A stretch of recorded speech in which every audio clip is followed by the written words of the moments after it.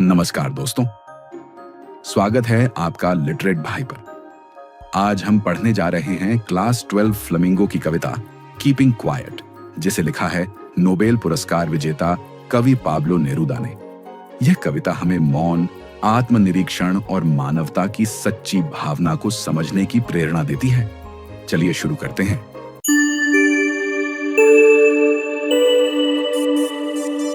Now we will count to 12.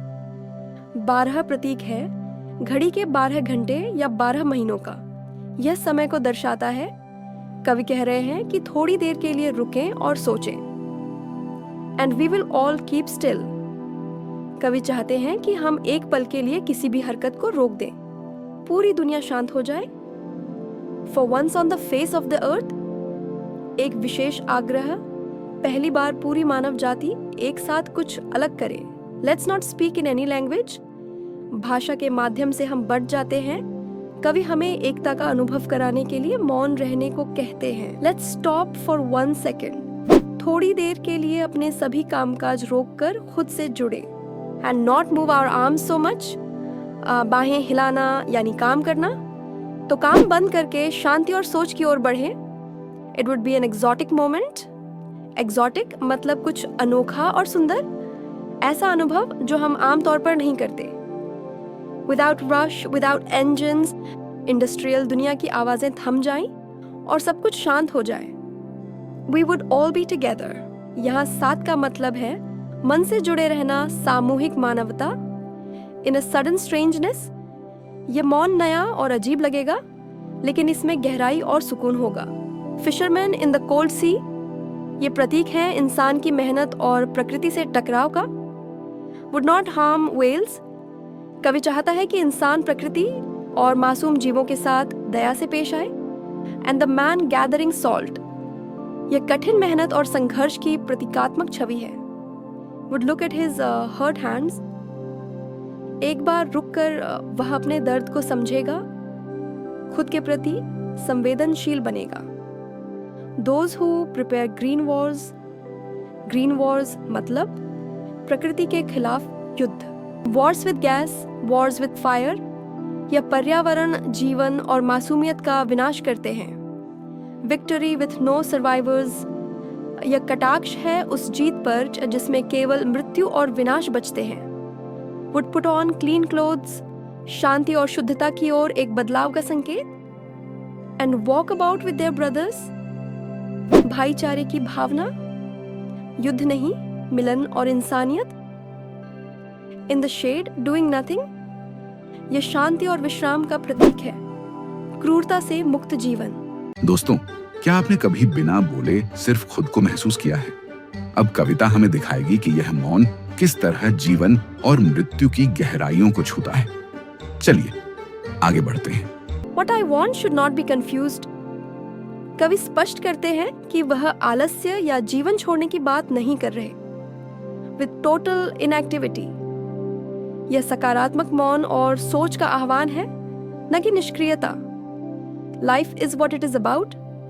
कवि जीवन को केंद्र में रखते हैं, मृत्यु को नहीं। I want no truck with death, वह सिर्फ जीवंतता, समझ और संवेदनशीलता की बात करते हैं। If we were not so single minded, हमेशा काम और सफलता के पीछे भागने की आदत। About keeping our lives moving, यह निरंतर दौड़ हमारी आत्मा को थका देती है। And for once could do nothing, रुकें, सोचें और अपने भीतर झांकें। परहैप्स अ ह्यूज साइलेंस, यह मौन आंतरिक शांति ला सकता है। माइट इंटरप्ट दिस सैडनेस, ये दुख खुद को न समझ पाने का। ऑफ नेवर अंडरस्टैंडिंग आवरसेल्व्स, आत्म अज्ञान ही सारी समस्याओं की जड़ है। End of threatening ourselves with death, हिंसा, युद्ध और लालच से हम खुद को ही मारते हैं। Perhaps the earth can teach us, प्रकृति से बड़ा कोई गुरु नहीं। As when everything seems dead, जैसे सर्दियों में पेड़ सूखे और मृत लगते हैं। And later proves to be alive, यह पुनर्जन्म और आशा का प्रतीक है। Now I'll count up to 12. कविता के अंत की ओर बढ़ते हुए। And you keep quiet and I will go. कवि संदेश देकर मौन में चला जाता है। ताकि पाठक खुद सोच सके कविता के बारे में। समरी, यह कविता हमें आत्मनिरीक्षण के लिए मौन रहने की प्रेरणा देती है। पाब्लो नेरुदा मानते हैं कि अगर इंसान थोड़ी देर के लिए भाषा, काम और हर तरह की हलचल से रुक जाए तो वह खुद को समझ सकता है और दूसरों के प्रति भी करुणा महसूस कर सकता है। कविता हमें यह सिखाती है कि युद्ध, लालच और हिंसा में कुछ भी प्राप्त नहीं होता। शांति ही वह माध्यम है जिससे हम भाईचारा और प्रकृति के साथ तालमेल बना सकते हैं। कंक्लूजन, कीपिंग क्वाइट एक गहन संदेश देती है कि मौन ही वह माध्यम है जिससे हम शांति, समझ और इंसानियत तक पहुंच सकते हैं।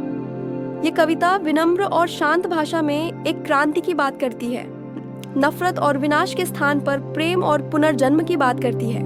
शांति में छुपा एक पाठ है गहरा, हर लफ्ज में छुपा है जीने का सहारा। अगर लिटरेट भाई ने दिल जीत लिया हो इस बार, तो जुड़ जाओ हमसे। हम हैं हर स्टूडेंट के यार। अगर आपको यह कविता का विश्लेषण पसंद आया हो तो वीडियो को लाइक करें, कमेंट में बताएं कविता का कौन सा हिस्सा आपको सबसे ज्यादा छू गया। और हाँ, लिटरेट भाई को सब्सक्राइब करना न भूलें ताकि आपको मिलते रहें ऐसे ही आसान और शानदार एक्सप्लेनेशन।